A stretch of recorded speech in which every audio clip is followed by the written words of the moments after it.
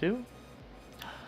Hello everyone and welcome back. I hope you all are having a awesome Friday. It is I, your headcaster John Warhood here, pulling another day of casting duties. With me today though is the coach himself, Forte. Forte, how are you doing?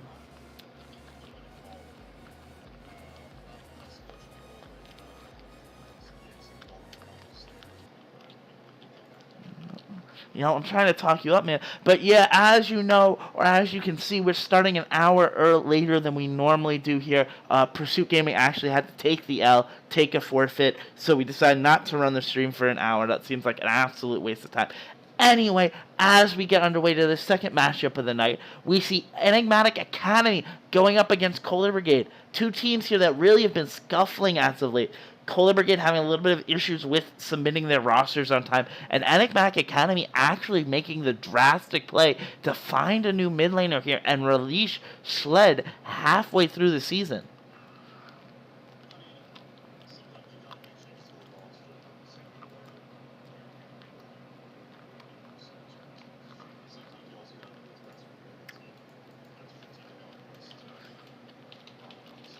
Yeah, that is certainly the case. Anyway, we have a new mid laner here for EGA today. The rest of the rosters are all the same. It is Yukanami. Yukanami. There we go. Oh, is that you? Okay, yes. You know me.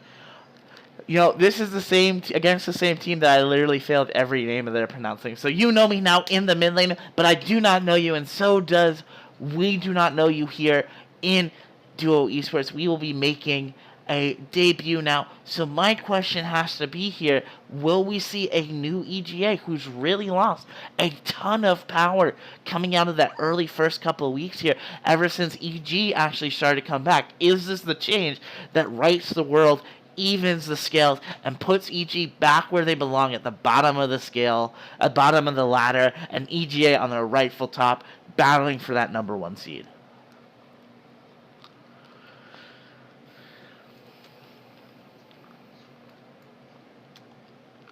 We can check that out right now. Is that better? I restarted voice meter really quickly. Is that seeming to work here? I don't know. I just received the news machino. Check 1, 2. I don't know. It was showing up on my voice meter input that it was, but we can see it now. In the chat here, we will see what is going on in the coming moments. Okay, we're good. We're good? Perfect. Anyway, let's get into this game really quickly. Let's do a roster rundown really quickly. We got Soulforged in the top lane for EGA. Starstroke back in the jungle for the team of EGA. You know me in the mid lane making his debut. Tehran Wanderer 69 in the AD carry role. And Irish Chai coming out in the support lane for EGA. Now on the side of Kohler Brigade, we have Adagio in the top lane, killing you softly in the jungle. Late customer, not late to this game, coming in the mid lane, and then Triple C in the AD carry role, and then finally M Lads, as I'm assuming he was trying to say Mad Lads, but that was taken, coming in the support role. What lane, Forte, are you looking to see as the key matchup for the lane? Well, I mean, you might know that I'm a mid laner, so we got some fresh mid lane blood here. Gold 2 ranking looks pretty solid. I'm really excited to see how Yunomi makes his debut on stream, especially. Aside from that, Soulforged and Adagio could go either way with the two players' play styles, but definitely interesting to see if they're going to be throwing some jungle pressure up there to see if we can get one of those lanes ahead. Definitely a good point out there. These junglers have always been great. Does Starstroke get his tanky Sejuani in the early game, or do they get it banned out? We are about to get underway, so we do have to remind everyone that unfortunately, because of the late roster submission, that Kohler Brigade doesn't have any bans this week. So it's going to be a little bit rushed for them getting underway here as we now get into ban side. What are you, when you're in this situation, looking to sort of correct? As far as what? Like when they have no bans, it leaves a lot of power picks up in my mind, right? We saw that yesterday when in one game, only, or with Cola Brigade, there was only one ban out of the 10. How do you sort of fix, this? Oh, and I do have to actually point out here, I believe, is actually an E-sub, so they don't have 2 bans off the bat as well. Interesting. So we're only getting 3 out of the total 10. Yes. All right. In that case, all right, well, the EGA has the interesting task of having the only ban pre-first pick. So you really have to decide, do you have to take out one of their power picks? Does anyone on their team have one champion scary enough? It is the only thing worth banning. Otherwise, you have to look at what the most powerful pick you think for their team could possibly be. Whether or not it's the most powerful pick in the meta right now, it doesn't quite matter as much, not at this level. That is certainly a great point. A lot of prio picks for these players are going to come out here as we continue to tick down through these bans. What are the champions you are looking to see played, Forte? I still want to see the Rek'Sai coming out. I still think the Rek'Sai is one of the strongest champions available on this patch out of the huge early gank pressure, a lot of damage potential, and even with the Conqueror being pushed down as far as it is, it's really not going to affect Rek'Sai that much. That is a great point. We're going to have to see what it is here as we continue to wait. Finally, we will have a ban with this one pick up left. We're going to get the opportunity to see, do they ban something out like an Irelia here? Adagio having been playing that a bunch in this league and doing pretty decently on it, if I remember correctly. So let us wait to see. Or do you ban the Xayah out? Triple C, a very known Xayah player, but instead they go for the Zilean, focusing Mad Lads. Malads? How would you say that? I'm going to just call them Lads. Lads. Kind of mush the M and the L together. Just go with it. Mlad. But then you sound like a vampire. Yeah, what's wrong with that? I mean, this is a no vampire zone. Excuse me? We got like Vladimir. He's sort of... No, he's a hemomancer. It's different according to Riot. Thanks, Riot. There it is. There's the tick down going on, and now we are underway with the first pick being picked up here. Taran Warrior getting the opportunity to get back on this Kaiser. That is a huge pickup. He hasn't been doing well on it, but with this new mid laner, this new sort of energy, they're probably feeling, can he get back on his old ways and carry this team again? Yeah, Taran Wanderer has always been a little bit on the feast or famine side. When when his team gets ahead, when he has the support staff behind him, he looks like he can, be unstoppable. But unless he doesn't have that, and if he's on a champion he's less comfortable, sometimes he falters a bit. But we do have a Rakan pickup on the other side instantly. Yeah, I mean, a Rakan that is Malads. There we go. One of his junglers. We can look up. I'll really quickly, briefly check his op.gg to see what he plays. I'm probably going to assume with all of this up here, that is one of the things that he felt comfortable picking as, like, a new bot support for him. And then the Sejuani pickup as well, taking away Starstrow's one of his strongest, champions. Yeah, and, pulling the Sejuani this early, just in general in draft right now, it's a strong move. We all know Sejuani to be a strong champion. She gets played in enough games. It's just a strong second pick move for the red side. Is a great point here. And then we see the Braum game picks up and the Zac. So EGA now has their frontline. Starstroke getting the opportunity to get onto a tank at least there. And there's the Xayah pickup for Triple C. That's Xayah Rakan. I'm not exactly sure, but that used to be an incredibly strong pickup, regardless of how they were actually in the meta. That was like almost S tier if you could get both of them. Yeah, professional play was always, all about Xayah Rakan, Xayah Rakan, Xayah Rakan. But eventually it sort of diverged as, Rakan's pretty good by himself. And actually, Xayah is pretty good by herself. They still are stronger together. You still get those minor buffs. You can still get the double backing animation. On the side of EGA, though, I am really happy to see them grab that Zac, grab that Braum as early as possible. Just make it so that all that support staff I was talking about for Taran Wanderer is in place. You have it secured. Now you can just judge off the rest of the picks to get your mid decided in your top lane. That is a excellent point here coming out. So now we get to see the Malzahar taken away from late customer, and now we just get the last ban. I would believe. No, there's gonna be one more taking down here. Looking at rounding out these compositions, though, you're probably gonna need to see some sort of utility control mage coming out from the mid lane here for Unomi. The question is, what does he really play, and how much research has Cola Brigade done? And there goes the Scion as well to get away from Adagio, but that leaves the Aurelia open if they're not. I guess they're not afraid to play into that Aurelia. All right, and then late customer takes the Orianna pick. Always been the one of the general just safest, most straightforward laners for mid lane. Solid blind pick. Yeah, that is a excellent point to pick up here. Now we start to tick down here. Do we see something like, I'm trying to think of good Orianna counters, but Orianna's so safe, it's kind of hard to really consider when there's a Fiora being picked up, so the challenge being laid down in the top lane. Do we see something like a Lissandra coming out from Unomi, or do we see something a little bit more, specialized coming out from this brand new player to Duo Esports? Well, one of the things that actually can mess up an Orianna in lane is very extendedly long-range harass. So something like a Xerath or even a Vel'Koz.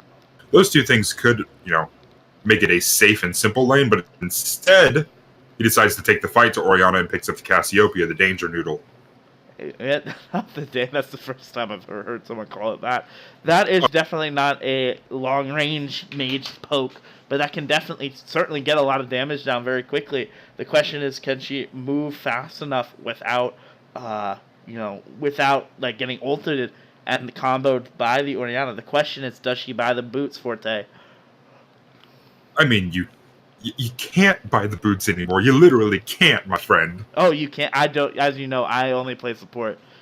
You don't want. Yeah, no, Cassiopeia no longer can buy boots. It's part of her passive. Instead, she gets that scaling movement speed per level. So I think it's a level 5, if memory serves. She hits about brown bag movement speed, and I think around level 9ish she gets to boots 2 movement speed.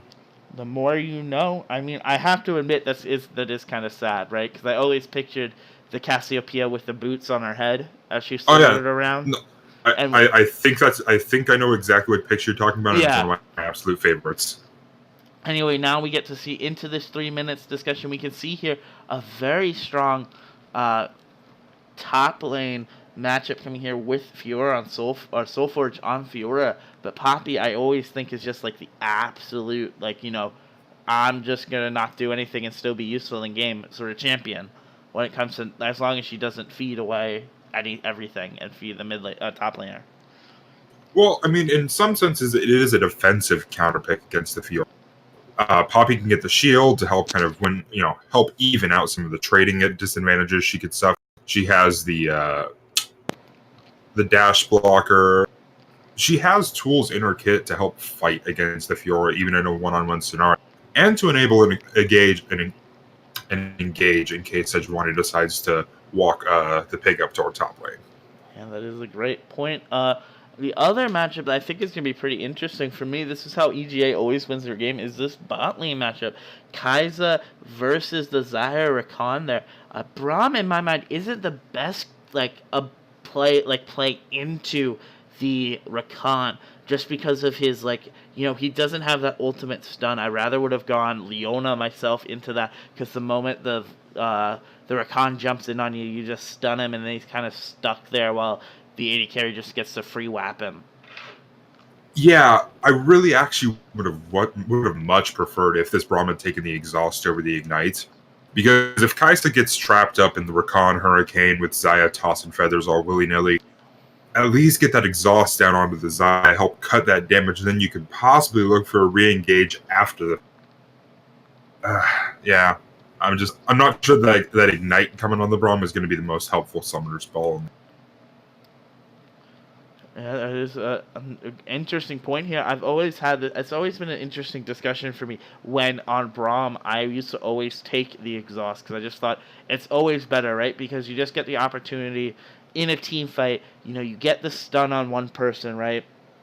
with the Q, you knock up another person with the R, and then you exhaust the third person. And so basically for the first like 3-4 seconds of the game, not only are you laying down concussive blows, but you're also not letting the other team do any damage, and you're just getting the opportunity to just free hit them. Yeah, I always look at exhaust as like, at least in the supporting, is there someone so important on the enemy team that I need the summoner? And in the case of Xayah, that's not a bad choice. Zaya's auto attacks are everything. She doesn't have too much mobility beyond her ult. You kind of want to just shut her down, and that one summoner spell can help you do that. Yeah, especially as I think you mentioned it earlier with all the escape, all the dive potential they have onto her with her R, it gets her like freely safe to reposition out of the fight, so that can make her incredibly like hard to like really prevent and lock down and get any damage to.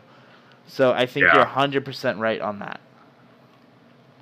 But with that, our spectator delay is just about up, so now we can see which skins they chose and flame them for that. Yeah, I mean, you have to, in this case, right? You have to go the matching Xayah and Rakan skins, and they do. They did. Oh, there's no flame from there. You know who I'm gonna flame though today as we look for it? First off, we can flame Starstro for not having. Oh wait, Zach Sweet. Yeah, it's one of his base chromas. Oh, I didn't know that. I have to look at that. I've never seen that skin before. But we have to flame, I think, in my mind, Adagio here, right? Hold up. There's a predator on that Sejuani. Oh, interesting. And I love talking about skins and talking about that random crap, but this is kind of important. It's definitely very important. So why do you think he took it? Or do you not think he took it? I kind of hope he didn't take it. I understand, getting that extra movement speed, helping Sejuani get into that fight a little bit faster, start that disruption a little bit earlier. I can kind of understand it. That's about the only perspective I can see it from. But so the only perspective I can really give on it, I don't even think this is a good perspective about it, is the fact that if Sejuani actually has a, gets a little bit ahead, she can build that frozen mallet and then sort of like run the game over. Like, and then the Predator she can build sort of more bursty and a little bit more like semi-tank instead of full tank, and then like that Predator like becomes really helpful doing that in Snowball. So if that's what Killing You Softly is wanting to do, at least he can get that pressure out early game to try to do that, because if he goes that it's the pink Zach. Yeah. I've seen that skin a ton of times, but it's not pink on the color on the thing. That's a lie. That's unfortunate. But yeah, that would be the only thing I would think of. Anyway, as the pinks come down, it looks like EGA is going to get a little frisky here, going for the top invade here. But it looks like they're being matched here. 3 people on the side of Cola Brigade coming over. The question is, do they find it in time before, Braum gets his passive off and locks up one of these players? Yeah, it depends. Anyway, here it comes, and Irish Chai misses the concussive, the Winter's Bite, and that ends that invade here. But now this gives an opportunity, and it looks like they're taking it. Malads is doing a great job getting an early ward down on that red buff. Yeah, no, absolutely. And, reacting to knowing that the enemy team is doing something like that at the start, good insight. It shows that you're really actually thinking about how that start of the game should be flowing. And on Braum missing the Q, you miss 100% of the shots you don't take, so he didn't miss it, obviously. Yeah, that's true. But at the end, we now get to see here a red buff start as well as Sejuani. I don't know. I mean, I guess that's alright. I don't really know if I like solo leashing the buff into that Fiora. Either way, we see the buffs start to come down here. It looks like they're going to be paralleling each other in the bot lane here. But it looks like Xayah and Rakan are actually getting a little bit of that cheese off. But Triple Seed walks out of the bush to get an early little trade here. And if Taran Wanderer saw that, or Irish Chai saw that, they probably can guess that this Rakan's about to jump from them from the bush. And that's exactly what happens here. Here comes the early trade here. They're not focusing on Irish Chai. The damage is a little bit split here, but the stun does come out here. Malad's taking a ton of damage and falling back there. Actually, there's the flash from Taran Warner. The heal coming out from Triple C, getting away there. great trade there as we continue to watch the end of this game. Adagio on the top side actually getting chased down there. That's the side of it. And there's the first blood going over to Soulforge. And Soulforge even gets away with the life for just a moment here, because here comes Sejuani, an angry little bear, gets the parade, and now she starts to run. Great job getting away there from that gank. Wow, that was actually, I'm not going to lie, that was pretty clean coming out of Soulforge right there. Using that level up that he got from the experience, from getting the kill, to get the riposte, to get away from the Sejuani. That was really pretty. That was really pretty. And the best thing about that is, right, normally you could see her, Soulforge, try to push that in to get the minions to bounce and then get TP'd on and died by the Poppy. But because the Fiora was there, because the Sejuani was there, Fiora had to leave the lane, teleport back, and now gets to push this lead pretty safely. Yeah, it'll be interesting to see if the lane dynamic has really shifted that much into Fiora's favor, if Adagio just wasn't quite expecting that much level 1 aggression combined with the Conqueror. Not sure quite yet. Well, there's a little bit more aggression, a little bit more training coming through. There's the repost, doesn't get the stun off, however, as Poppy just walks away after that trade. Yeah, Poppy's a tough one for Fiora to repost again, honestly, because your only chance is predicting that wall stun and kind of lining yourself up against the wall and expecting the wall. Because once the Poppy catches the Fiora, you can't use it anymore, so... Not the easiest one. A little bit of trade there, and actually, wow, Malad's going down there, and now here comes Starstro, actually not even going to burn it there. Instead, he starts to run away. I don't think he got it, though. There's the shield, though, and Tarmore's going to finish him off there. Great. I mean, I don't want to say, like, a great job by Starstro not doing that, but a great job in that bot lane there, and I guess a good job Starstro having faith in Tarn to get the 2-0, and now it's a 450 shutdown at 4 minutes into the game. That whole bot lane, really happy to see that coming out of EGA. This kind of early proactiveness that can make a bot lane really terrifying to go up against in future games. And Colo Brigade is the kind of team that you want to be pushing that limit with. Yeah, well, speaking of pushing that limit, Starstro here, or Starforge here, I'm sorry, Soulforge, very low here, actually risking to get here, and there goes the repose. Now Adagio level 5 to Soulforge's level 4 here, with only Soulforge having about 150 health left. Is this going to be the dive coming up here? In fact, here it is. Adagio pushes him under the turret, and there is the return kill there. Great job by Adagio staying focused and getting this lane back even. Yeah, that's what I was talking about earlier. That level 1 out of Fiora can be so scary. And if you're really not expecting it, it can catch you off guard. But the Poppy matchup should work pretty well for it. It did. It really did, though. That is certainly a case here. And now Killing You Softly is starting to take control of this jungle. Sorcerer not even wanting to prevent this river buff with the priority of late customer going into the mid-river to secure this for them. These lanes, even though, like, I'm not going to lie here, even though the score is 3-1, these lanes still feel incredibly even to me in terms of what these people are doing. Irish Chai not really forcing any sort of fight in the bot lane and drawing that attention of the Sejuani away from the top side of the jungle and the mid side of the jungle. Yeah, I'm really interested to see where the Sejuani tries to make her first impact, if she's just trying to farm up for 6 and get that tool under her belt first. Sejuani can be a more than potent ganker pre-6. Obviously becomes quite a bit stronger with that, big long-range spinny ultimate. Yeah. Well, the one thing is she has not backed yet, but here comes the gank in the mid lane. I don't think Soulforge sees it here. Shoved up underneath the turret there. Adagio level 6. At any moment they could decide to go in here. They're deciding not to do it, though. I don't know if that's just a little bit of nervousness, thinking Soulforge can turn that. Either way, Sejuani just walks back into her Krugs here. But like I was saying, I've always seen when people go Predator, they get the early back here. Sejuani instead staying and farming. So maybe you were right. Maybe this was a misclick of the runes or something like that. Had the wrong rune page up, thought it was something different. I know I've done that a couple times this season, and it's super sad. But that could have been what happened. Yeah, and it's really strange because a lot of time those mismanagements happen when you've just played an off role and had to really swap it up and you're not really thinking about it too much. You're thinking, oh yeah, I've still got my jungle page up. Predator's pretty much exclusively jungle anyways. Could have been playing Annie. Could have been You're doing right. LS proud. You're right. How did I not think of that? The worst one is, in my mind, and this is the one I actually do because I play support in low elo and never get autofilled. When you get into a game, you change all your runes and stuff like that, and then you don't actually like switch it. Like you get the dodge and then reset.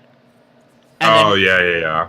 And then you pick it up, and then you go in and you're like playing like, like Morgana with Ari or something like that, and then you're like playing Braum in the next game, and you're like, why is that? Anyway, here comes a little bit of the trading in that top lane. Soulforge actually hitting 6 here, so could we see this fight? But it looks like on the bottom side of the map, Killing You Softly is about to get collapsed on here. Starshow actually finding him is going to take the opportunity, doesn't take it to jump here, and now Soulforge is forcing to back away as we continue to wait to see how this game continues to work out here. I'm just waiting to see the first big fight of this game really happen.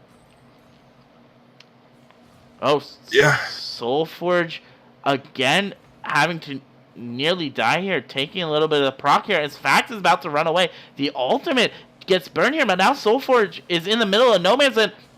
But Adagio decides to walk back underneath turret, gets 3 shot by the ulted Soulforge and ends her life underneath the turret. Yikes! And not really what you want to be seeing coming out of your top. I know what she was trying to do. She was baiting out the riposte, then she baited out the ultimate. But you've already lost about 35% of your health bar when you only had 70% to begin with going into that. Sometimes you got to cut your losses that you screwed up the dive and just walk away, but third time was not the charm this time. That's all I'll say. That's all I'll say. I mean, here comes the trade. They don't stop, though. The trading continues to happen here. In fact, Starshow flashes in front of Pops player here, and now the great ultimate there by the Cassiopeia as she starts to fall here. Can they get Killing You Softly off her? In fact, they can for just a moment, and they get the return tail. The 2-for-1 going over the side of EGA. What a great cleanse ultimate combo there by You Know Me. Yeah, that cleanse was incredible. Like, it was instantaneous. It was almost perfectly played from the Cassiopeia until she tried to cast her final Q on the Sejuani and missed that point blank. If she had done that, she would have gotten I hate to cut you off here, but it looks like Soulforge is looking for more blood here on Adagio, as now he gets the shield back, but he misses the stun there underneath Turio, and Adagio just walks away with barely any health points of life. Wow, This top lane is just absolutely bloody. So there's two schools of thought for Poppy. There's one where you play her as an immovable wall, where you just CS with your Q, throw out your buckler, take shields, take the grasp procs, and become immovable in lane. There's the other thought where you become a bloodthirsty killmonger, and I think Adagio is trying to lead toward that side right now, trying to play aggro with the Poppy. It's not really working out. Yeah, the practice, it doesn't feel clean quite yet. To be fair, I think if Poppy, she was off by like 3 or 4 pixels, if she gets that stuns underneath the turret, I'm pretty sure Soulforge dies to the turret there, right? Maybe dies, definitely at least has to burn flash. Yeah, and now they take the opportunity to see Sejuani in the top lane, so the guy decide to take and rush down this Cloud Drake there. Great job by them overall. And now the response, though, by the Sejuani, ever cognizant of it, is looking to be the Rift Herald, it seems. Trying to solo it. I mean, she can do it, but it's not exactly the best take here. But she has Prio in the top lane if Adagio wanted to come down to help her. Yeah, solo Rift Heralding from a jungler is useful. If you know what you're doing, it doesn't... Oh my god, another trade there. Then there goes You Know Me. I'm trying to let you talk here, but every time I try to let you expound about something, the fights continue to happen. Because this is not even a break here for myself as Soulforge and Poppy try to do it here. And now here comes You Know Me, getting the ult down. No cleanse this time, having to expunge it. And now all that's left here is You Know Me at a couple 100 HP here.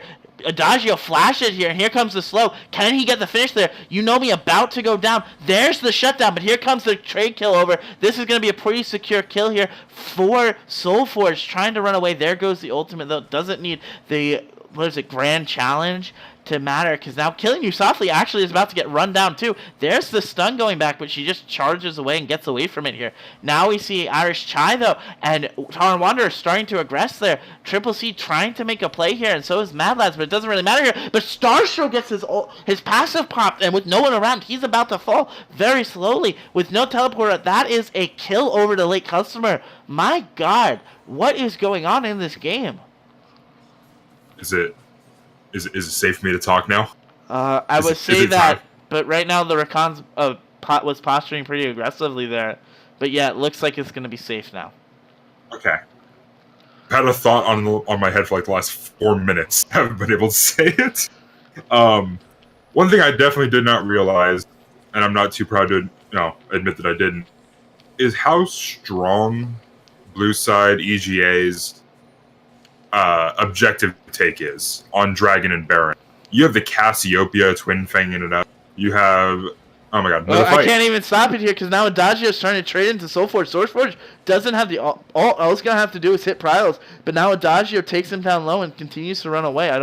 Decides not to go farther though, not knowing where Zach is. Yeah, he kind of screwed up. Oh, but it doesn't matter here because here comes the dive. Baits out the repose, and now charges him under. There's the shutdown, and he escapes with his life. I'm so sorry, Forte. No, it's cool. I'm always down for more fight, more more bloodthirstiness, more battles. But honestly, Adagio, that's all you had to do the first time you failed that dive. Well, it was a great dive there by him, and now he has the 3-3 lead to the 3-2 out of the top lane here. Has a strong 20 CS lead though now, as everyone from EGA was in the bot side jungle. I didn't see what really happened there because now Sejuani is soloing the Rift Herald again. But now it's Irish Chi is actually running up there incredibly aggressively. Doesn't get the follow-up though. But it looks like they're setting up the dive here for the Zac. I don't know if they're going to spot the word out here. I don't know if Triple C and Malaz can really do anything because here it comes. There goes the ultimate. They bring Rakan back. I don't know if Rakan wants to be the one there, but it doesn't matter because there's Taran Warrior. Did I just hear a flash? No. Taran Warrior. I did, right? Who? Yeah, late customer flashed in after she teleported in. Oh, I did not even see that. Late customer flashing in here. Adagio, though, on the other hand, about to go down there, misses the Poppycopter, and now she's all alone with Soulforge, with the ultimates procced here. But there's the Sejuani on the turn, but it doesn't matter. Sejuani whiffs the ultimate.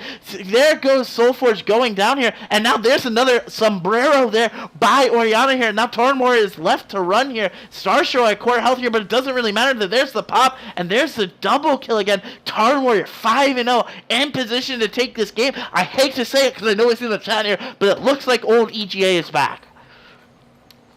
Yeah, maybe. Maybe, honestly. There's still a lot of things that need to be cleaned up. I mean, Soulforged in the top lane, this whole top lane has just been a fiesta in and of itself. Nice little isolated fiesta just for the two of them. Are you sure this is isolated? Well, I mean... Anyway, it looks like they're doing damage onto the tier 2. They don't seem to get it here, though, with Poppy deciding to randomly back off here. I think they could have definitely taken here. But here comes Soulforge, in fact. There's the tier 2, and they just get to back off. So, two turrets, pretty solid. Not bad for a push. 2 turrets for what? 1 turret. So it's 2 turrets of death for 4 deaths and a turret. Something along those lines, I think, yeah. I guess it's pretty worth it? Or 3 deaths and a turret? I don't know how far back we wanted to go on this exchange, man. I mean, I feel like I've been talking for the past 8 minutes. Technically, if we want to go back as far as we can, it's been 11 kills for 6 with 2 turrets to 2. Advantage EGA. Boom. Math. There we go. Anyway, Taran Warrior and Irish Chai start up this Ocean Drake coming over here. No one really there to stop him. This is going to be a clean take here. And while this happens here, as the stun goes out, but actually don't even know if they're going to follow up anymore. That's how the feeling this game is. I want to welcome back Voslo to the subgroup. Thank you so much for that 10 months here, but we don't have a moment here because now Starstro about to catch the Rakan again. They're on. Oh, actually gets the smash down here. This is going to be a 3v3, folks, because there's the toll coming up, but it doesn't matter because Rakan pops before they can, and here comes me, very angry, going to catch Triple C out anytime he wants here, and now Killing You Softly is the last one left here. There's the double kill from Killing You Softly. Great little collapse there, as now they continue to push that lead. Yeah, I mean, Taran Wander was so strong at that 5-0. You just need to start making plays around him. He had already finished the Infinity Edge. He was on the road to the Rage Blade already with the pickaxe and the bow that I can't remember the full name of right now because I'm a great color caster. That's the one. He was already halfway there. Try and get that last little oomph. Get him the Rage Blade finished before the 20-minute mark, and congratulations, you have yourself a true hyper carry. Protect him. Yeah, you really do here, but you can't ignore the fact that this Cassiopeia is 4-2 as well, with a almost 50 CS lead over this Orianna. Already completed her Rylai's, already completed her Scepter, and stacked the tier with now a Haunting, guys, and 5 stacks on a Dark Seal. So yeah, and big props to Cassiopeia for finishing that Seraph's Embrace before 17.5 minutes. Of really good timing for tier. Oh, that certainly is there.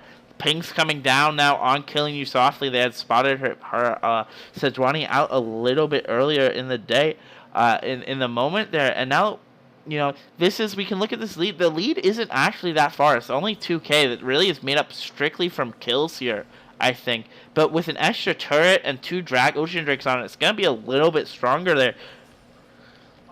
Can the side of Cola Brigade really come back from this? Because it doesn't matter, because it looks like it was about to run down the Orianna again. Takes a 5th of her health here, but Poppy's now caught out here. There's the Miyazo going down. The misses on a great combo there by the Poppy and the Killing You Softly, but it doesn't matter because the quick cleanse comes out again, and Killing You Softly falls.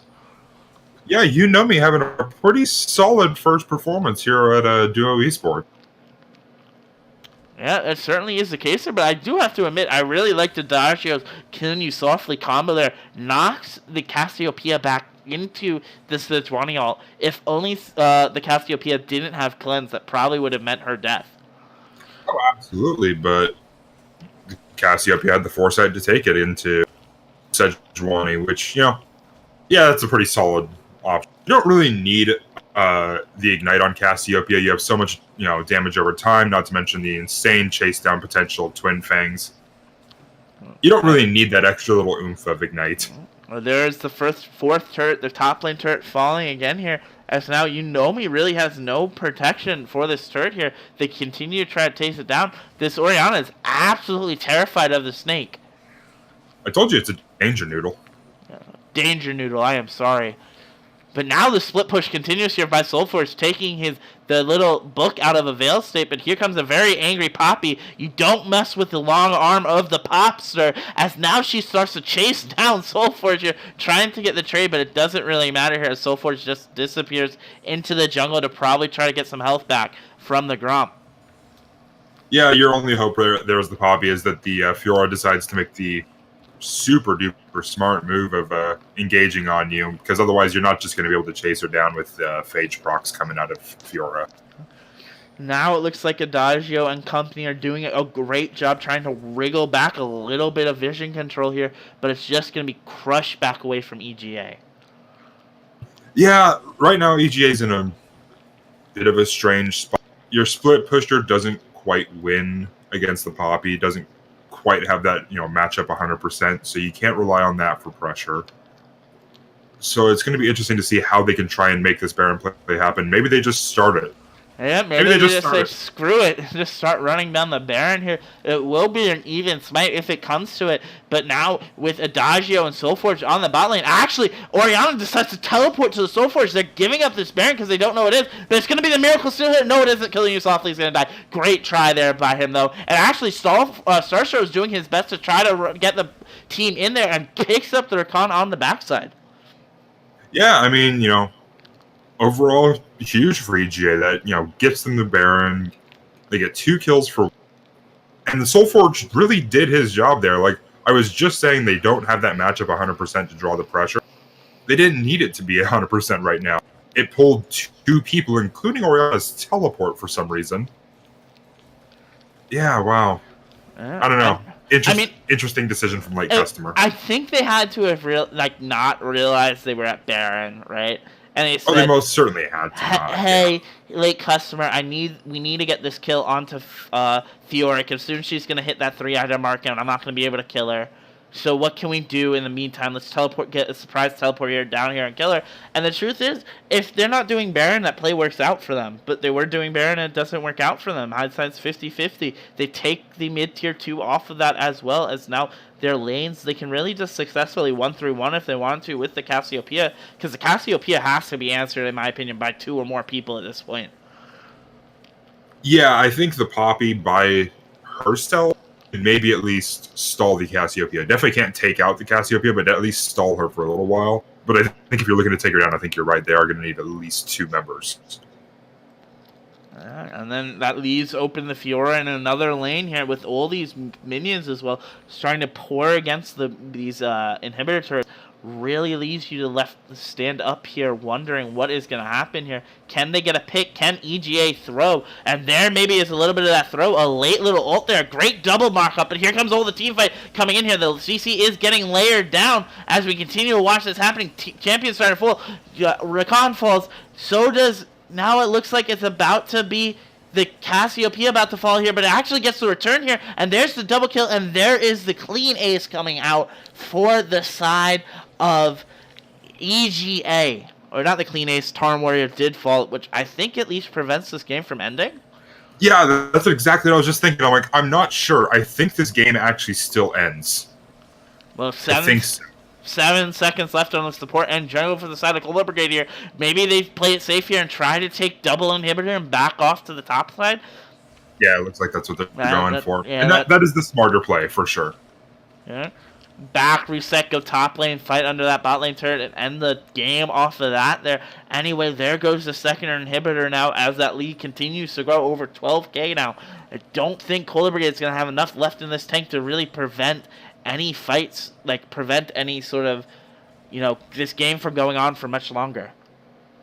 Yeah, with certain compositions and certain gold leads at certain phases, sometimes it really does become a game of this is EGA's to lose. All the power is on their side. All the decision making is. If they lose this game, that is purely on EGA, less attributed to Cola Brigade.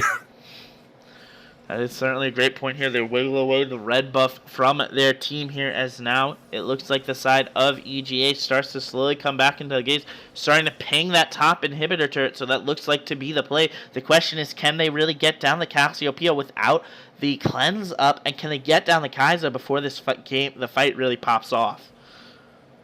Yeah, and that is the one tiny glimmering hope for the side of Cola Brigade. If Sejuani can land that miracle ultimate onto, maybe something can happen. Maybe that Oriana ultimate can come through. Maybe the Rakan engage can happen. Maybe Poppy can get onto her. Yeah.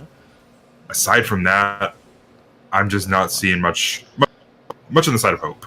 The siege starts to begin here as there's the ult coming out onto the Braum, though, but it's not the priority target that they want. There goes the Sejuani. There goes the Rakan. 2-man ultimate by the Oriana, but I think at this point it's too late here. Starshow ults as well, and this is the last one here coming out here. There's going to be the ace onto Adagio, the killing spree, and the second double kill of the game going over. That's going to be the game as they run it down into the Nexus turrets to end this game. GG, EGA. And does that mean, in my mind, the question has to be asked, because this is the story, right? If EGA wins, EG loses. Is EG about to lose this next matchup? No, and there goes Soulforge. Well, stay tuned into Duo, and you just might find out. That is certainly a great point here, but before we get into that, let's look at these stats really quickly. The crazy numbers coming out from the middle and bottom side of the map for EGA. 0 and 20 for Irish Chai. Great job by him as we go to the live stats officially in the game, and then you can see the 10-2 and 8 from You Know Me, and then Tarn Warrior as well at the 9-2. Yeah, I mean, when your biggest weak spot in your team from this entire game is looking like the 4-5-1 Fiora that still did her job to help secure your Baron, that's a pretty solid run for EGA today. Yeah, that is a great point here. We can take a look very quickly at the damage coming out here. Cassiopeia doing nearly 19,000 in a 26-minute game. Pretty respectable. Tarn Warrior doing the nearly 13,000. But Poppy constantly fighting in that early lane phase, leading the way for Cola Brigade at 18,000 damage dealt. Yeah, I mean, the Fiora has a good amount of natural regen. She went for the Ravenous Hydra early. There's a lot of HP trading going on there. And there was just a lot of freaking fighting. So it's not so surprising. This is going to be an awkward conversation to have here, because as we look at the vision scores and control wars purchase, rough game all around for Cola Brigade. No vision wars purchased on Adagio, on the mid laner, and on Triple C, and then more importantly, those vision scores are pretty rough as well. Yeah, I'm a real big fan of that 9. That single-digit 9 on the Poppy. Well, I'm more like proud of the Rakan's 17 in a 26-minute game. That's a rough one. You hate to see it, folks. Anyway, we are right back, and Forte, I would love if you were to join me again for EG versus Midwest Express, as they finally get the opportunity to take the Rift against tonight, to play against the up-and-coming EG team. Would you care to join me? Absolutely not. I despise talking with you. Okay. Sounds reasonable. We will be right back, folks. Stay right here. See you in a little while.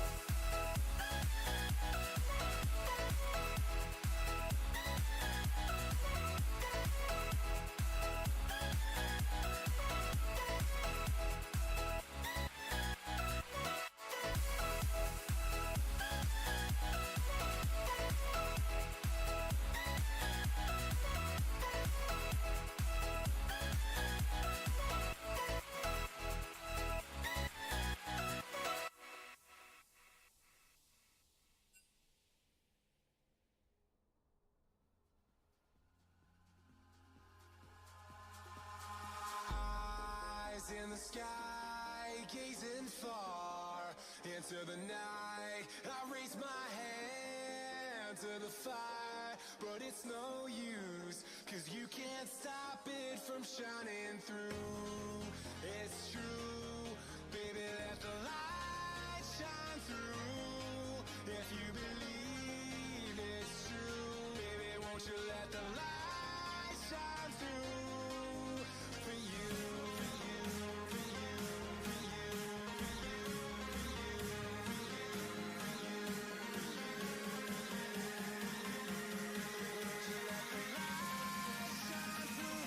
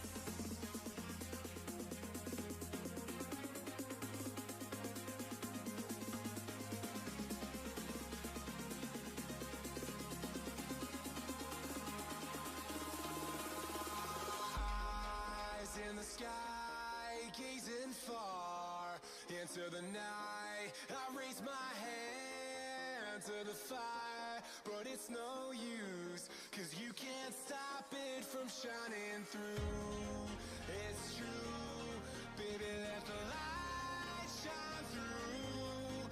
If you believe it's true, baby, won't you let the light shine through for you, for you, for you, for you, for you, for you,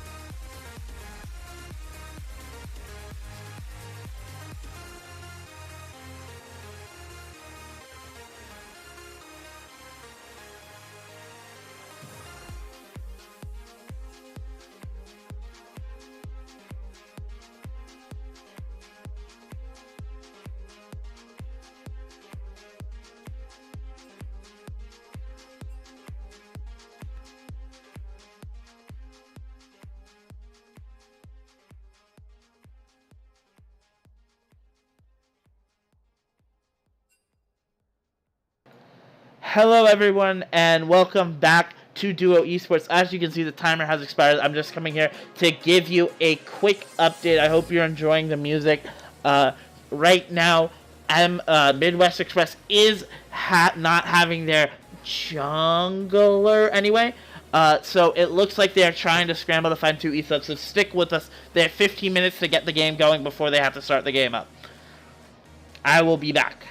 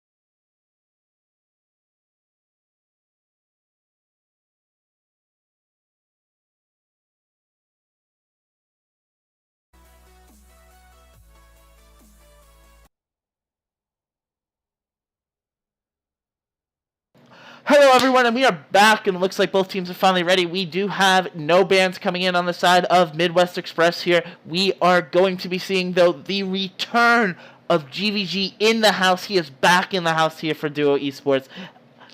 I am so pumped for see this Forte. I don't think you were in the league last year, but GVG is one of the best players. I feel confident saying this. One of the best players we have ever had in Duo Esports. I'm so excited that, I mean, oh my goodness. It's like seeing a celebrity in real life.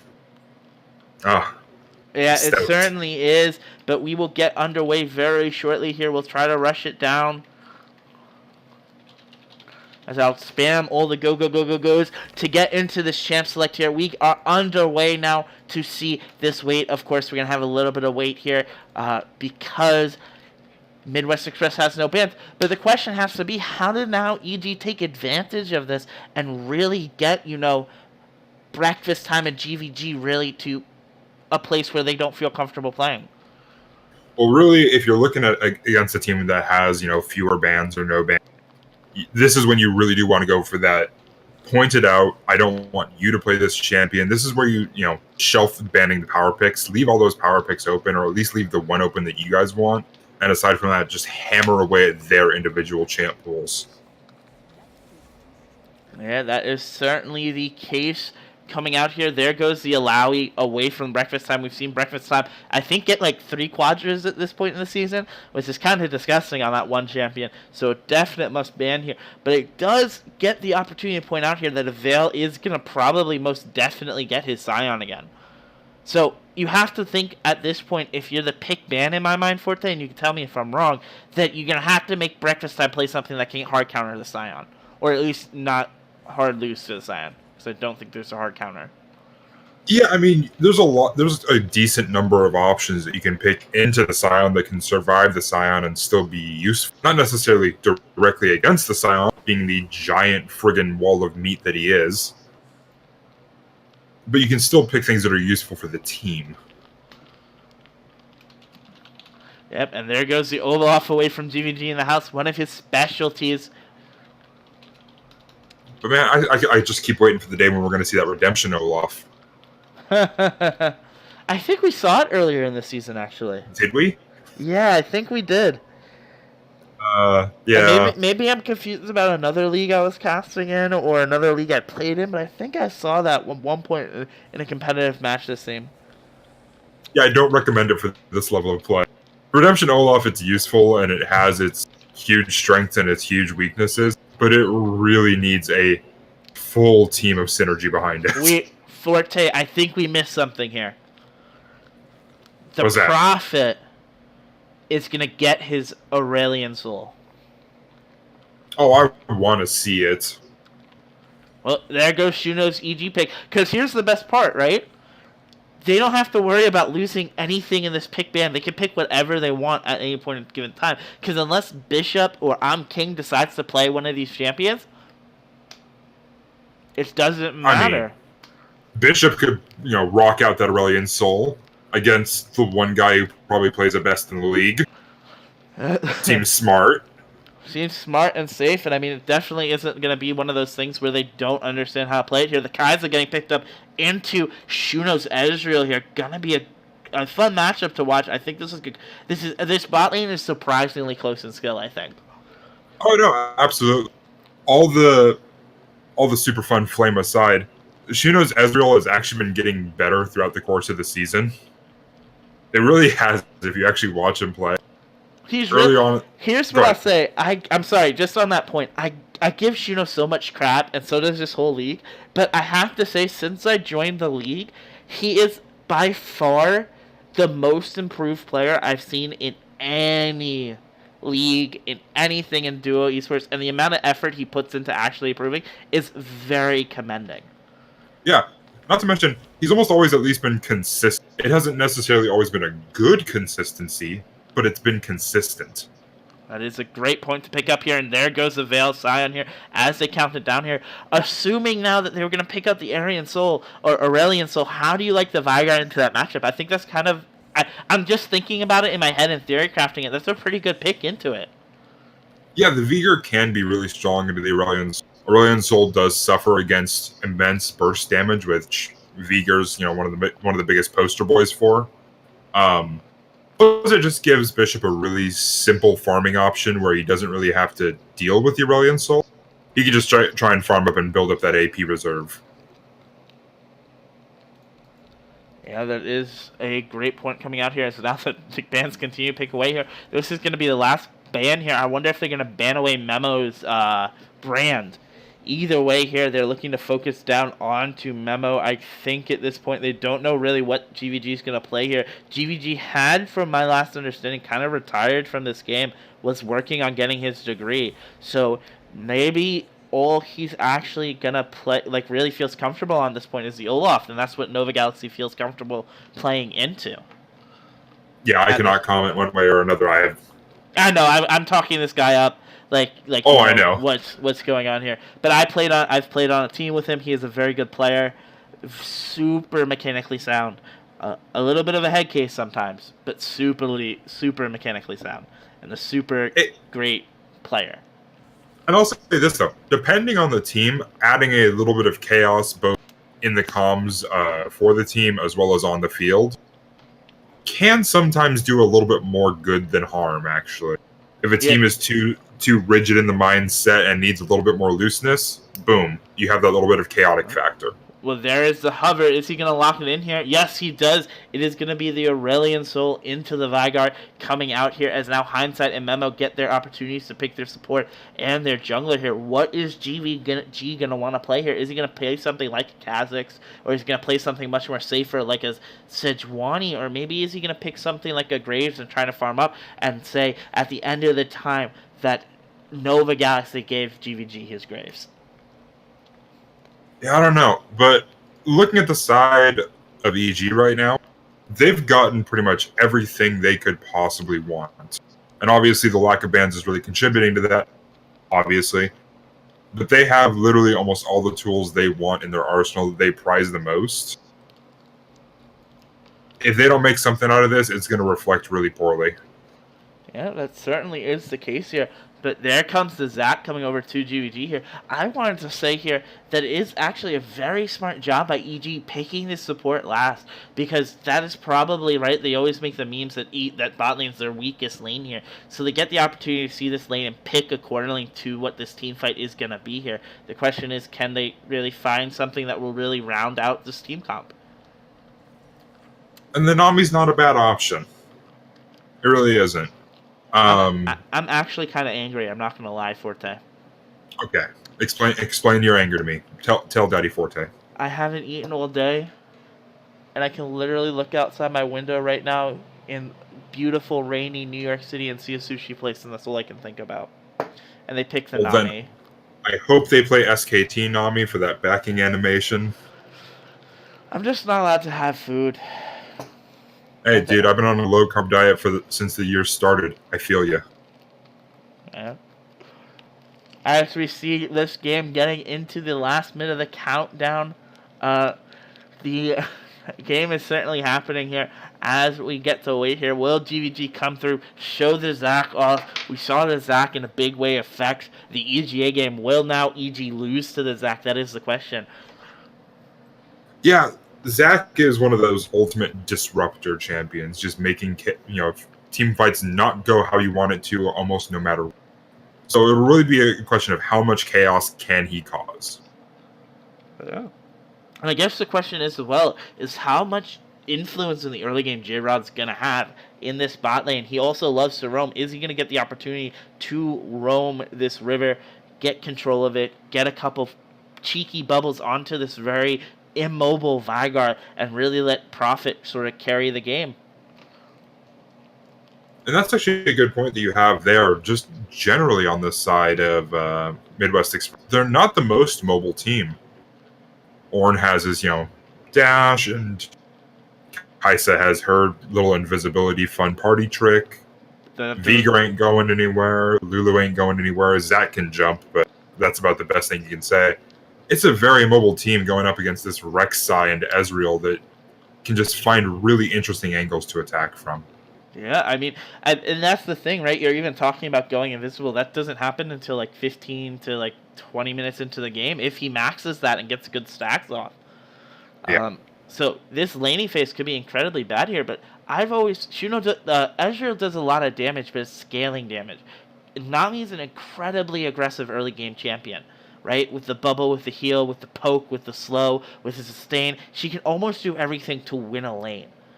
So, Mhm. but with the Ezreal, I always feel Ezreal's a negative for the lane because it takes a while to stack up, right? First back's going to be the tier and boots. Second back, if you back with a lot of gold, is going to be a sheen. And then maybe you compete the mirror mana. Or maybe you don't get a lot of gold and you have to come back with just a mana crystal and continue to farm up that tier. Like, it can work in a super hindrance way if this Ezreal, if Shuno gets shut down early, that J-Rod isn't going to be able to utilize this Nami in a good enough way that really can sort of delay the snowball that EG has sort of picked for themselves, getting all comfort champions. Yeah, but if you can flip the coin there, and if Nami does that extra work to kind of pick up the slack for the Ezreal in the early, and helps that Ezreal get ahead prior to when he really should, it's going to accelerate that Ezreal build path and make his 23, 24-minute power supply capping at 17 minutes instead. It is a very excellent point here. It's reliant really super on the bottom lane play, bot side play here as we get down to the last 20 seconds here. So what team Forte do you think has drafted better here? Oh, I mean, I still have to give the draft by far over to EG, especially considering Prophet's capabilities on the Aurelion Soul.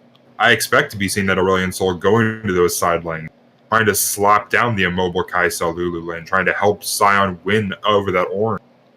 I think really Prophet's going to be that keystone here, but I do think that EG has the better team comp overall. That is good, and now we get under the end of this 3-minute delay here as we get into the loading screen here. Thank you so much for the 16 viewers here that had to wait for our through our delay here. That's a new skin here. I've not seen that Pajama Guardian Lulu before, but that is incredibly cute here. Oh, yeah. Nothing that's... Oh, Glacial... Is that normal? Glacial Augment Vigor?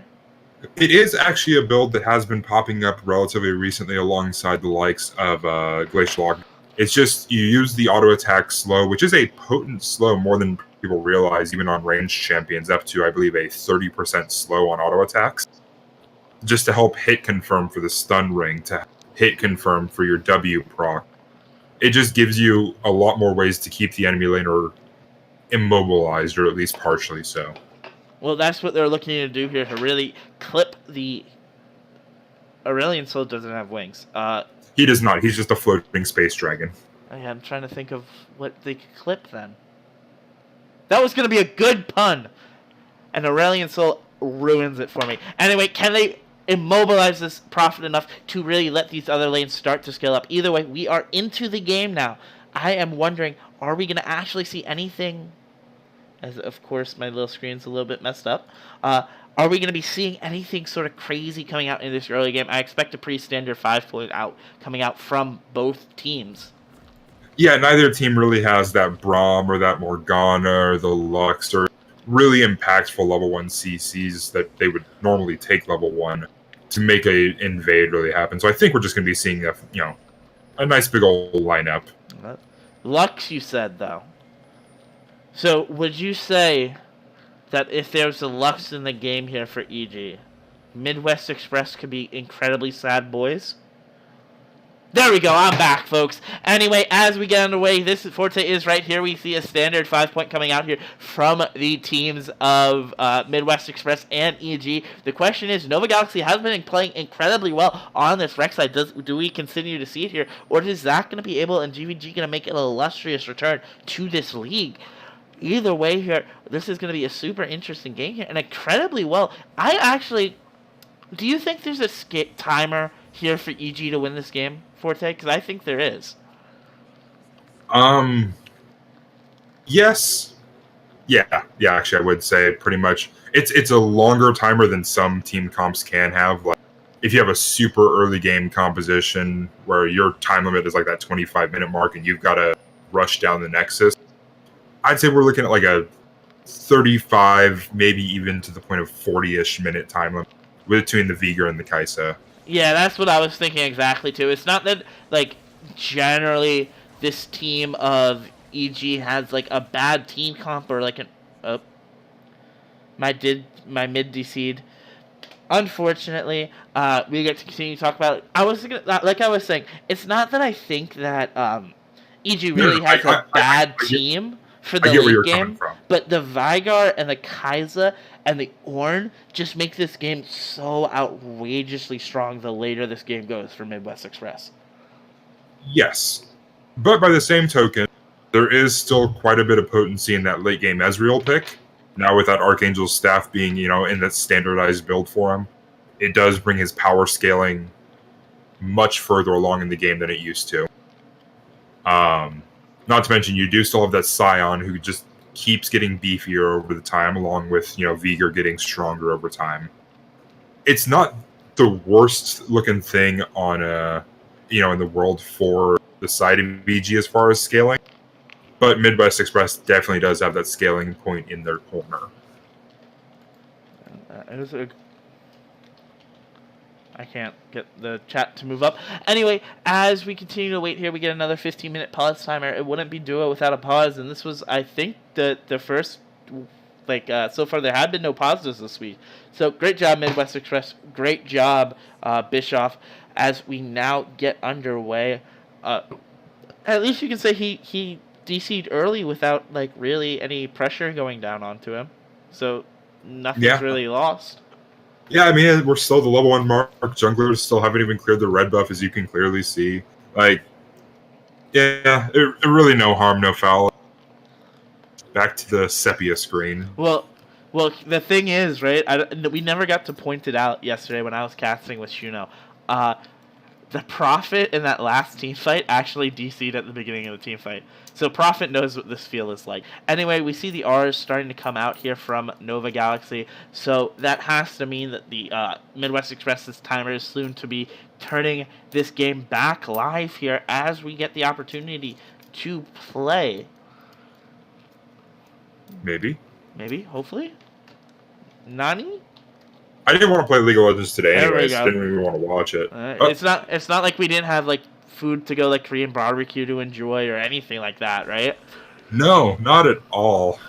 Anyway, there's the red buff being taken, and now there's the other red buff being taken here. The junglers are on their way. No Prophet doing a great job starting to zone I'm King off of this minion wave that he does so well here that I think really makes him unique in this league. You don't see a lot of people wanting to expend that much mana early, but he does it and makes it incredibly effective. Yeah, Aurelion Sol can really start exerting power if you're comfortable on him in that really early game at that level 1, level 2. And it can be super oppressive and really frustrating to deal with. I think that's really the key word of playing against Aurelion Sol is it's frustrating. Yeah. That is certainly the camp there. They spar out the Rek'Sai, but there's the level 2 power spike coming in from Shuno and J-Rod there, as now a ton of damage is dealt over to Hindsight, and there's the stun as well coming out onto Bischoff, as we see a little bit of training going all over the map here. And most importantly now, it looks like GVG is trying to do a full clear of this jungle here instead of rushing that blue buff, and Nova Galaxy is about to 3-buff him. Unfortunately, sometimes that just comes down to comfortability with the team. Aurelion Sol has the pressure on the lane. These are the kind of things that Rek'Sai will do to you. Yeah, and there's GVG having to flash out here, but now the flash is burned onto Nova Galaxy and the passive popped here. No one can actually rotate here. There comes the TP onto Ornn, as now Breakfast Time just saves the life of GVG from preventing that first blood, burning a very important summoner. Yeah, that's going to be huge for a Veil in the top lane. Having to have Ornn burn that summoner so early, especially into the Scion, that could spell a really rough laning phase for him for the next 4 minutes. Yeah, I mean, I guess the one thing you can say positively is that I don't really see a TP play happening here, so Avail isn't going to be using that TP offensively, to say the least. No. It's just losing a lot of that lane priority. Yeah, gonna lose a lot of lane priority, but Avail taking a ton of damage by the Ornn early, as now trades back and forth here, but it looks like the Rek'Sai is there to gank here, but he is spotted out by Breakfast Time, so they know he's there here. The question is, do they gank for him? But he does not, as Rek'Sai returns to the base, gets that first clear off, and gets that Chilling Smite. A little bit more trading going on the top side as the Veil gets taken down to 300 LP here, as Breakfast Time seems incredibly healthy. Yeah, and that early game Ornn damage you really can't underestimate, especially with the Brittle prop. It will clap you, plus the Grasp with the Undying prop. It can be a lot of damage to deal with early game, no matter what champion you're on, even if you're on the big old Meathead Scion. Yeah. Anyway, it looks like we continue to see this. I do have to say this is a great job by the Veigar staying up in CS with the Aurelion Soul here.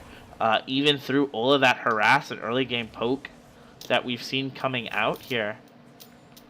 Yeah, and that's kind of what I was alluding to before the match started. Veigar, as a champion, doesn't have to necessarily overpoweringly win the lane. He can, and we've all been in solo queue matches where that happens, for the enemy team usually. But all he has to do is sit there and farm, keep up on farm, even if he falls behind a little bit. Each individual farm means so much more for Veigar than it does for the Aurelion Soul.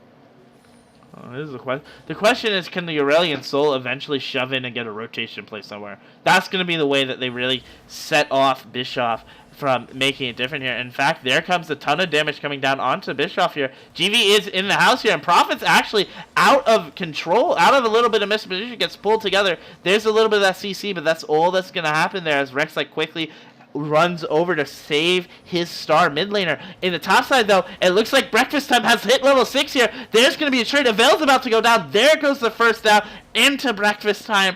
Great job there, taking that win. Even though he has no prio, it doesn't matter there because he gets the kill. And now when a Veil respawns like he just did, he's going to probably have to burn that teleport. Yeah, no, I mean, fantastic play out of Breakfast Time so far this game. He burnt the TP to save his jungler from a bad situation, the jungler that was brought in as a substitute. He's making plays by himself solo in top lane. Currently a 16 CS advantage. Solid early game out of Breakfast Time.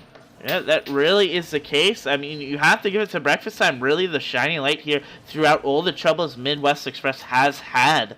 Now, though, it looks like both teams are really starting to continue to farm here. Sion getting his level 6 here without the teleport. These teleports are going to be desynced. So now the priority comes over to Breakfast Time, who's going to have it, I think, in roughly 90 seconds, going to have his teleport up for about a half of a summer, for about a half the time of the teleport. They could definitely look to make a big play there. Oh, yeah, no, absolutely. Especially with the impact that the Ornn can bring when it's brought off on the flank side.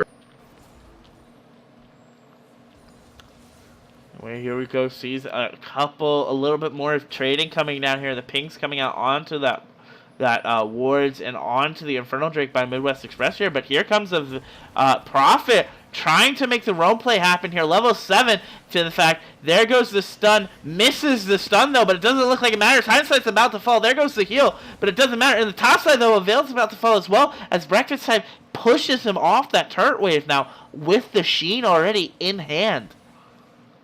Yeah, and this is one thing you can do on Ornn is go for that early Iceborne Gauntlet.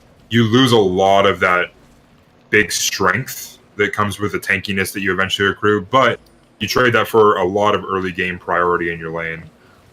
Bischoff doing a little bit of fancy footwork here, trying not to get hit by the Sarge, but in fact, it looks like a Veil almost falls again, as now Prophet and Nova Galaxy are looking to make a play into GVG's jungle, with a Veil staying here. I don't think this is a smart Veil. I think you're going to die in a couple moments through the dive if you're not careful here. Breakfast Time smacking away at this turret, looking to get that turret plating here. A Veil very unhealthy here. As another pause comes out. I don't know why, though. Oh, I'm sure we'll find out. I can't see it. I'm not going to lie. I can't make it work. Yeah, I can't make it work. So if you can tell me, that would be amazing. The only thing I could see from my text was Nova Galaxy saying the words "keyboard broke." Oof. Oh, yep, there it is. Anyway, there it comes now. Hopefully it was just like change the batteries out quickly. I don't know really who uses those, but anyway, I don't know what just happened in that pause timer in the top lane, but all I know is that now Avail has about 10 HP, and Breakfast Time just burned his flash. Anyway, there's the flash onto GVG. Nova Galaxy has extended a little bit. This could be a little bit of greed here as he continues to try to run away there. There's the flash coming out. Nova Galaxy about to fall there. Nova Galaxy dies here, and Prophet misses the ult and now goes, ooh. And more importantly, hindsight that Kai'Sa, that late game Kai'Sa picks it up. Yeah, this Keyboard broke. pause number 3. Yeah, pause number 3. Keyboard broke again, I'm assuming is going to be the case here. Not the best sort of...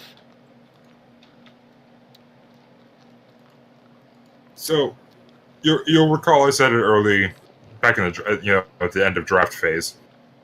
EG got all the tools they could have possibly wanted this game, and if they don't use them right, it's going to be completely on them, and it's going to reflect pretty poorly. The reflection's not looking too good right now.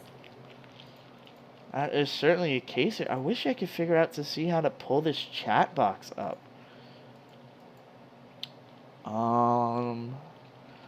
Very quickly, I know I can do it this way. Forte, you have your chat box open, right? So can you whisper me back really quickly, and then I can get this working. Well, we're back into game. Yeah, we're back into game right now. Either way, as the top lane continues to happen, Hindsight gets a little bit of that poke down. There's the Lulu, though, but this is a Hindsight with a red buff. I don't think Shuno realized that, because now he has to burn his flash to get away. Otherwise, he probably was about to die. Yeah, especially with the big old gloopy Zac flying in off the sides. Yeah, either way here, this is what we are going to be seeing here coming out now as Memo gets the opportunity to clean up this Vision Ward battle going on here. Great job by them. Yeah, and it really is a shame for the sake of sake of Shuno. Why is that so hard to say? Anyways, for the sake of Shuno, that Hindsight did get that kill early on, because he was dominating in CS and still is on that Ezreal pick. The lane was going pretty solid for them, not amazing, but solid enough. That really kind of tweaks it back into Hindsight's favor. Yeah, it certainly does there, as now Rek'Sai, Nova Galaxy looking to make this play here. This team of Midwest Express, never playing for a little bit disconjointed here. Gonna be a free Infernal Drake for nothing, so that at least gets a little bit of that power back onto the side of EG. This is just trading between tanks. I'm not going to really commentate on this. I don't think this is like last game where we're going to see a million deaths in the top lane.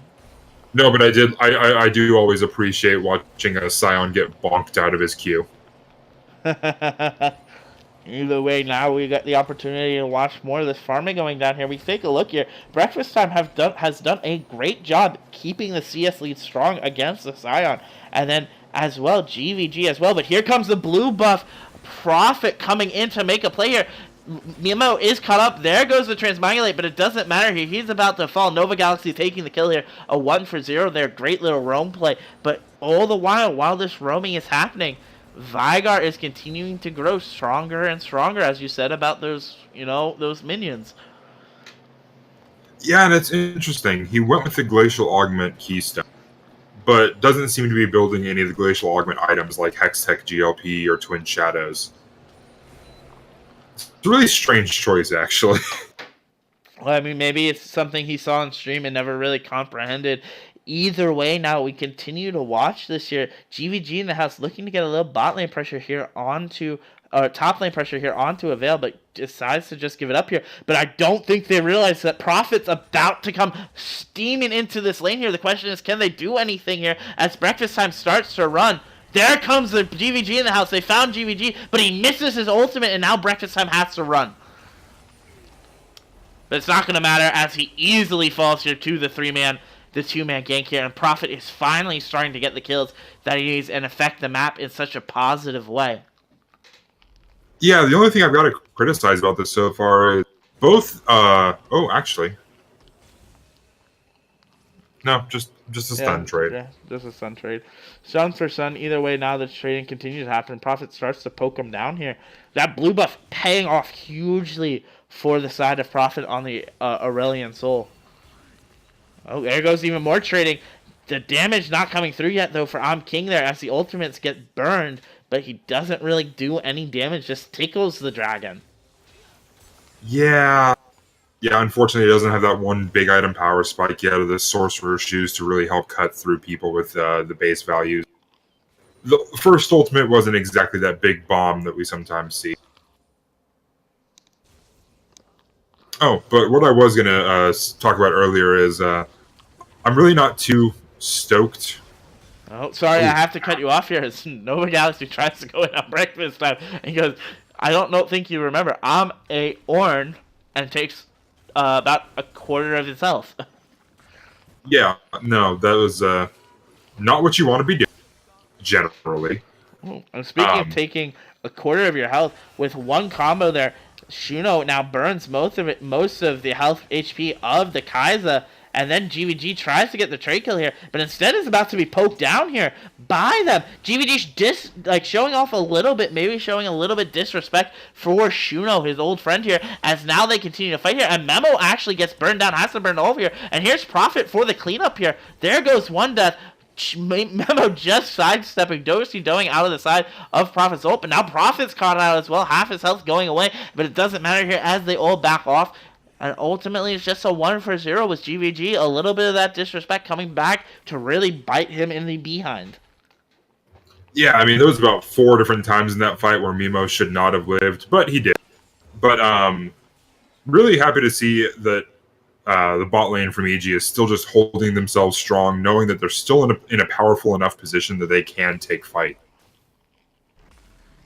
Yeah, well, I hear Sion ulting back to lane as I continue to watch this game here. That's all that's really happening here. Nova Galaxy doing a great job controlling this side of the jungle. GVG not having that good of a time here. Obviously showing off some of that rust that he's accumulated from not playing this game that often, losing his smite. Tries to jump in on Nova Galaxy here. Here's going to be a little bit of trade, but there's no one really here to help him much. But no, the flash is burned out here as well by Bishop. Doesn't matter, though. That's going to be the end of the fight there. They're not able to capitalize on Nova, just basically free waltzing into that jungle. Yeah, I mean, at the end of the day, you know, Rek'Sai does get the steal off on the red, but ends up burning his flash, which isn't that necessary. It's nice, obviously, to flash on Burrow on someone. Well, speaking of flash being necessary here, Memo's probably about to have to flash here. He's actually... Okay. Oh, nope, he's still dead. There's the tsunami coming out of what is it? Tide Caller's Blessing coming out there. And now the flashes are burned on the top side as Breakfast Time starts to run here, tries to get the slow out. Can he catch him there? The fire's going to burn. He's going to hurt, but it is a very tanky Sion. Sion just living with about 50 HP. Yeah, and I mean, yes, Breakfast Time is in a much stronger position in this top lane right now, and he's obviously gaining gold advantages and pressure advantages. Sion's still Sion. Sion will still eventually get beefy. Yeah. Now Sion's it back looks in lane. like Sion's already back in lane here, and Breakfast Time is about to fall there. There's the shutdown here. And on the side of it, Hindsight actually is getting traded on as the first turret falls. Tries to, oh, great tidal wave. Or what is it called? What's it? Bubble coming out from the Nami there, stopping the Hindsight ult. Actually, didn't even know that was possible there. As all she gets is a shield, nothing more to reposition there, and ultimately loses the first turret of the game. Yeah, no, EG's bottom lane has made a fantastic comeback from that early pressure and that early kill that was given over to the Kai'Sa. Well, now here comes Bishop, a little bit caught out there. There comes the damage from Shuno there. Misses his ultimate, however. But now it doesn't matter because Memo's caught out and Memo goes away very quickly. Belay what I said earlier about Vigor not building a Glacial Augment item. I forgot the Hextech GLP, for whatever reason, has the exact same build path as Luden's Echo. Oh, here comes a trade, though. A great little exhaust burn there, but now Nova Galaxy is a little bit overextended. They gets the trade kill back there. So now Breakfast Time has to run there, but now the Ignite comes out onto Breakfast Time. Breakfast Time, a big boy, though, with that lead as they start to spam ping the Rift Herald up. I don't think there's going to be any way they can really contest this. Yeah, it's unfortunate that they don't have the Rek'Sai there for the Smite Secure and the help with destroying, deleting down the Rift Herald. Yeah, they're not going to go for it until she's back up. Either way, there goes the second turret falling, or the third turret of the game falling. All the outers for Midwest Express getting taken down there. But now Breakfast Time still thinks he can take this trade here. And in fact, there's the Memo with the Lulu about to poke him down here as he continues to try to run away. Memo's just trying to get him in position to stop the ultimate from coming out. If a Veil wants to burn it, burns the ultimate but misses. Doesn't really do anything. Tries to turn it in the last second. There's the Trogs Mogulate with the Polymorph, ending a Veil's life. It's okay, buddy. Words are hard sometimes. Especially when they're silly made-up words. Yeah, that's the one thing I like about Lulu, is that the Lulus has such fun little catchphrases and stuff like that. But sometimes a couple of them are pretty hard to pronounce. Yeah. Either way, now though, I guess the job for Midwest Express is prevent this Rift Herald from being taken in the final 2 minutes of the game there. But GVG is about to make the play, gets J-Rod out of position here. Ashley knocks him back there. There goes Vigar scaling up, getting the kill with his pressing R and deleting the fish off the map. I'm waiting to make the sushi pun, by the way. So don't worry, it's coming. Oh, I'm sure. So Vigar is already up to that 128 bonus AP off of his passive. That's a pretty solid mark for just shy of the 20-minute mark. You're usually looking for about 150, 175 for a good game, even up to 200. But 128, considering he's only at the 1-1 and more than solid. Yeah, that is a good sign here. But here comes the last-minute take of the Rift Herald, probably getting maximum value from it. But the question is, can they stop it here? It's going to go down very fast here as all 4 members of EG try to take it. There it goes over to the side of EG now, and now the chase begins to happen. Do they look to continue to push this fight, or just take the Rift Herald mid and try to get a tier 2? Well, because they took the Rift Herald so late, they have such an extended time with it, with so many people in positions of power. I think you hold the Rift Herald just a little bit, see if you can maybe get a pick or two, and then drop that Rift Herald for the maximum effectiveness. That is a great point here as we continue to see these teams continue to battle it out here. Even though the kill score is close, last game I said the game felt a lot closer than the kills score represented. This game feels really in control of EG. The question is, can they continue to sort of, push that lead a little bit further? Secure it and not throw like they did yesterday. Yeah, I think right now it's really going to depend on if Rek'Sai can get some picks, if Ezreal can land his skill shots and really just hammer down that damage that he has accumulated. He just, I believe, within the last 45 seconds or so, finished that Muramana transformation. Yeah, I think he did here. Anyway, Nova Galaxy catches Memo out again. Ton of damage. He having to burn the flash there. And there's EG is just all up in this jungle here as a second Infernal starts to go over onto the side of EG. Yeah, and Avail's starting to care a lot less about all that damage coming out of Breakfast Time. Is it? There goes the second Infernal here as Breakfast Time continues to try to battle his way onto this first inhibitor turret to get the first turret of the game for his team. Yeah, Breakfast Time has been trying so hard to make so many things happen this game. And I feel for him because his team's lagging a little bit behind. But hopefully when it comes to maybe some more large-scale team fights, the 4-on-4, the 5-on-5, maybe he can make his impact then. Yeah, either way here, they continue to farm up. A great job by Highsight, though, keeping farm on this Ezreal. Only 3 CS down here with so much of this game starting to spiral for their side here. Bischoff as well, keeping only 20 CS down here from the Aurelion Soul. Is another good job here. And then the gold is being kept. The real disadvantage here is Rek'Sai. It's almost 50. It's over 50 CS at this point onto the GVG that Nova has gained. Yeah, 50 CS, not to mention a 2.5K gold lead on the Rek'Sai 'Sai alone. Yeah. Either way, here they continue to farm up. A great job by Highsight, though, keeping farm on this Ezreal. Only 3 CS down here with so much of this game starting to spiral for their side here. Bischoff as well, keeping only 20 CS down here from the Aurelion Soul. Is another good job here. And then the real disadvantage here is Rek'Sai. This Rift Herald has almost expired at this point. 3/4 of it going down here. Nova Galaxy is going to have to burn it soon here. Are you looking to make a play in the mid lane, or are you looking to drop it maybe bottom and then try to make a Baron rotation play off of that? Yeah, I think unfortunately at this point it's going to end up just getting dropped out in mid. Maybe get one charge off on the turret, and that's probably going to be about the end of Shelly for today. Poor Shelly.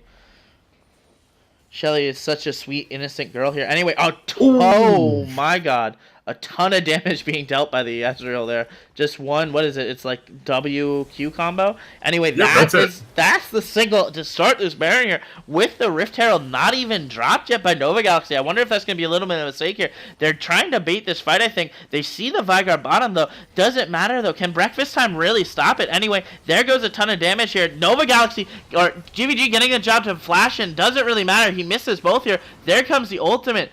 They're out of position all across the map here as Shuno now starts to run up to try to clean up all these kills here. There goes one cleanup. There goes two cleanup. And now that's a 2 for 3. Drop Herald. With the Herald finally getting dropped. Thank you. Thank you. Whew. It had like 5 seconds left. Well, it only matters if you have that 1 second left to make the play. And that's with the Rift Herald being dropped. That's going to be the Baron secured. Oh, overall, it was a messy team fight. Some mispositioning on both sides, but I think just with the pure gold advantage they had, EG kind of forced through that team fight, especially with Veigar being bot side alongside the Scion. Yeah. But at the end of the day, I was technically correct. Shelly got dropped. It went to mid lane. It got one charge off. Aw, poor Shelly. Anyway, I think you would take that any day of the week when you get the Baron for the Shelly. Plus, anyway, the nice little side dish of 3 kills on top of that. Yeah, the side dish too of 3 kills. Anyway, now it's just, can EG finish this? They have 2 Infernals, an Earth Drake up, and the next Drake is going to be another Ocean Drake. So it's going to be 2 Ocean Drakes and 2 Infernal Drakes for the side of EG at this point in time. Can they continue to push this, however, is going to really be the question here as we continue to wait. They're finally starting to siege onto this mid-tier 2 that's almost dead. There goes the standard stuff here. And actually, if Prophet gets popped up there, there goes the Tsunami. A Veil has to flash here, but GVZ's already in the backline. There comes the Horn. There comes the knockout. Prophet falls here. Scion's in the backlane, though. Breakfast Time decides to kamikaze his team, though. Can they get away from it, though? There goes the Scion here. Nova Galaxy's now in the fight as well here. Burns his ult. Bishop trying to run away. It doesn't matter, though. Rek'Sai presses are here. And now Nova Galaxy starts to clean up. There's the killing spree. There's the triple kill. Ooh. Just when you're thinking Midwest Express is starting to look good, it all gets turned on their head. Yeah, it was interesting because most teams, most champions, I would, harass them for just going in one by one like that, even after your mid laner, your Aurelion Soul got picked off. Well, Rek'Sai has that unique thing where she deals a lot of damage very quickly, and then has mediocre damage for a little while after that. Except for her ultimate. Well, so I have to... Nova... Go ahead. Yeah, I think you're missing the biggest thing here. Breakfast Time literally just cost the team that win. He literally was in position to body block the Scion ult from his 2 carries, but stepped out of the way, and then Scion got the double stun onto them. Hey, he's had to deal with Scion the whole game. It's someone else's turn, obviously. Yeah, definitely the Kai'Sa's turn there, because Kai'Sa got absolutely...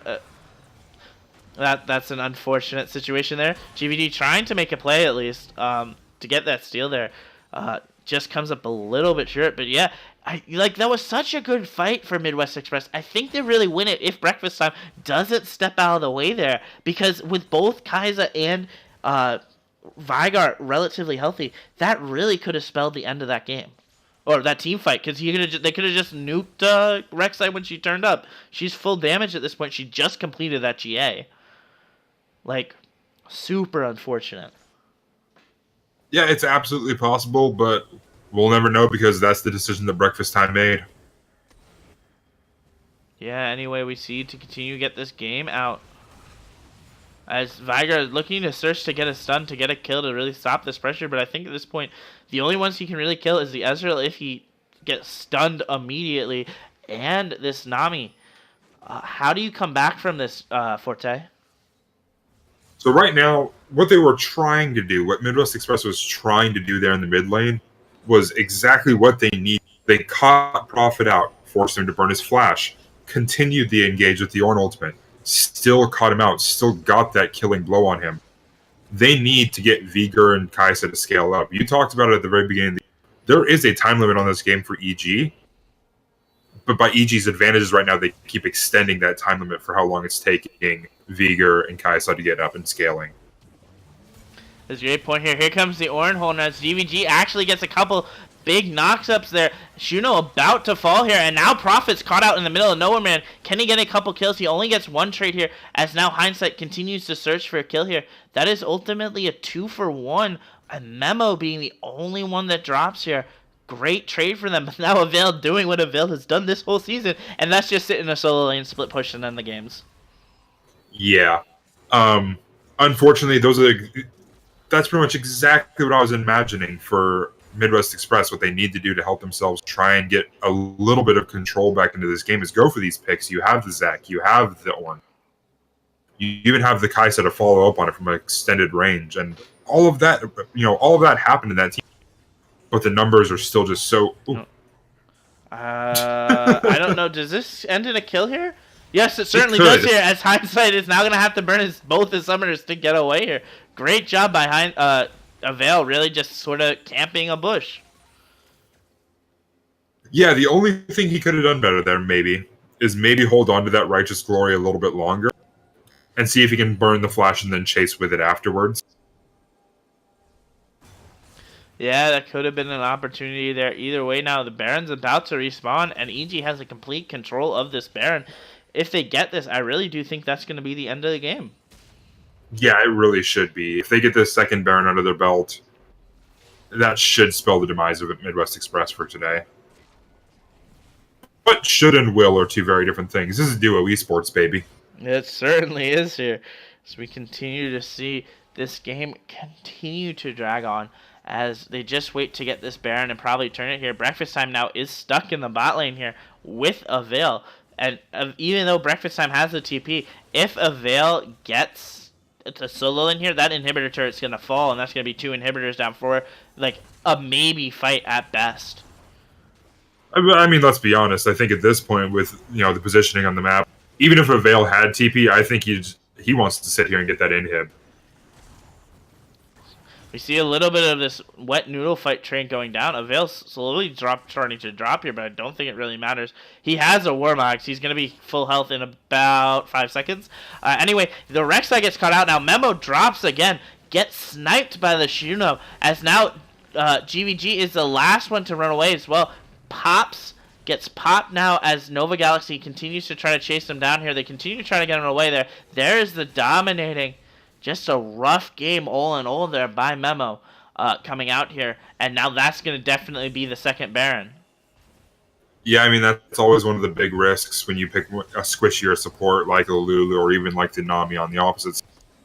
If you take one of those big poke harasses like the WQ combo from Ezreal, you're out. You're not a champion anymore, whether you get that gray screen or not. Yeah, that certainly is the case here. Anyway, there comes the fight. I'm not gonna lie, the way that looked on me for 1 second, it looked like the Ornn ult stole it. Which I don't even think is possible, but I was very scared for one moment if that was the throw that was about to happen. I mean, let's be real. If a Janna Tornado can steal Baron and Dragon, I've done it before. Steal Baron or Dragon. I've done it before with Janna. With Janna, it's the best. I stole the original Cloud Drake with a tornado. I was very happy, and then I promptly died because they flashed on me. Sure, I'm just saying, coming from mid lane, one of the funnest ones to steal with for me is Xerath Ultimate. That's another good one too. As the redemption is popped here. I don't know why they popped it, but maybe I'm just blind here. A third Ocean Drake going over the side of EG. EG now just has to economically end this game here as Best J-Rod N8 continues to fight this here. One thing I want to point out here, is this vision score on the side of J-Rod to Memo. This 37 to 50 or to 84. J-Rod doing a great job of controlling this game in terms of vision. Yeah, no, Nami is really taking it upon herself to make sure that this game stays a success. And that's really what Vision does. Vision can sometimes lead to kills and lead to advantages, but more than anything, it ensures your advantages. It keeps your advantages safe and secure. And this Nami's done a wonderful job of that this game. Yeah. Now, though, that is what we always got to remember here, guys, is make sure we continue to see here. Prophet starting to beat down on this. Prophet getting knocked up, though. Double knock up. Someone had to burn his flash. Great tsunami by the Nami to stop this fight here, as now Zac starts to fall and everyone slowly starts to fall here. There goes the Vigar. This is going to be the end of the game here. Rek'Sai does pop, though, but now here comes the chase here. Breakfast time having to run. Memo and Hindsight having to run as well. Nova Galaxy diving underneath the turret. Is he going to fall? No, he isn't. This is going to be the fight here. The teams are completely split up here. There goes the heal, keeping Nova Galaxy healthy there. And now all that's left is these two last turrets. One goes down. The other one's going to go down. Congratulations, EG. Another 2-0 week. Definitely pushes you guys to the top of the charts here, as now they take the game. And clean ace coming out 5-0. GG to EG. It's been a pretty good day in the EG household. Yeah, just for now anyway. Overall, we saw a great job there by EG coming out. Why don't you take us through the recap there, Forte? You mean over to the stats page? Recap stats page. I mean, I know the recap isn't broken in the game, but yeah. All right, so we got some big numbers coming up on that Ornn for total damage, but that's just the free damage you get from slapping a Scion all game. Super fun times. Doesn't quite really mean too much. 24,000 is still a really nice and pretty number. I do want to give a lot of credit, though, over to Mr. Shuno over here, rocking that 26,000 damage on the Ezreal. We said it before the game, he's getting better as the split continues to go on, but today was a fantastic performance out of him. Twice, 3 times, I think he just WQ'd and got someone out of the fight before anything even happened. Not to mention his strong fighting during the middle of the fight. Very, very fantastic out of him today. Yeah, that certainly was here. And before we take it home here, let's take a look at those vision scores. We were talking about it right before the game ended. Overall, a crazy stat line of Nami at 93. Doubling everyone in the game in terms of vision score. Great job by J-Rod right there to win that score. Any final thoughts you have, Forte? Overall, Midwest Express had an opportunity at the beginning of the game. They had that early game advantage, but they just couldn't make enough out of it. They couldn't utilize the Vigar pick. The Zac was not quite feeling it, which is fair because he's a sub, but still detrimental to the team. Unfortunately, it was just a case of EG slowly winning and then confirming that win. Yes, that is a great point. Anyway, that is it. You guys stay tuned. Be back here tomorrow at 6 p.m. Eastern Standard Time, as we will see the weekend matchups coming up. They are great games. I am your headcaster, John Warhood here, signing off for the weekend. And with me tonight was Forte. Forte, I'll let you have the final words. I actually really do like casting with you, Warhead. I didn't mean what I said earlier. It's all right. Thank you, guys. Have a wonderful night and be safe. Bye.